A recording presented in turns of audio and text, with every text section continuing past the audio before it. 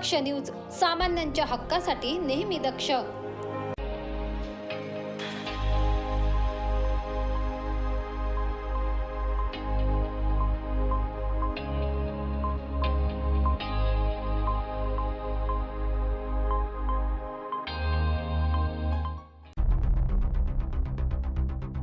बावन्न हजाराची लाच घेताना गटशिक्षण अधिकाऱ्यासह तिघांना लाचलुचपत प्रतिबंधक विभागाने रंगेहात पकडलंय.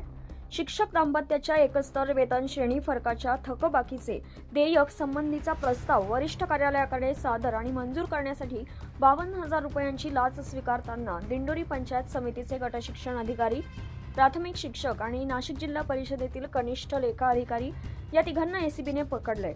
दरम्यान तक्रारदार आणि त्यांची पत्नी हे दोघं शिक्षक असून ते पेसा या विशेष कार्यक्षेत्रात नियुक्त आहे. यातीलच थकीत फरकाचे देयक त्यांनी या पंचायत समितीला सादर केले होते.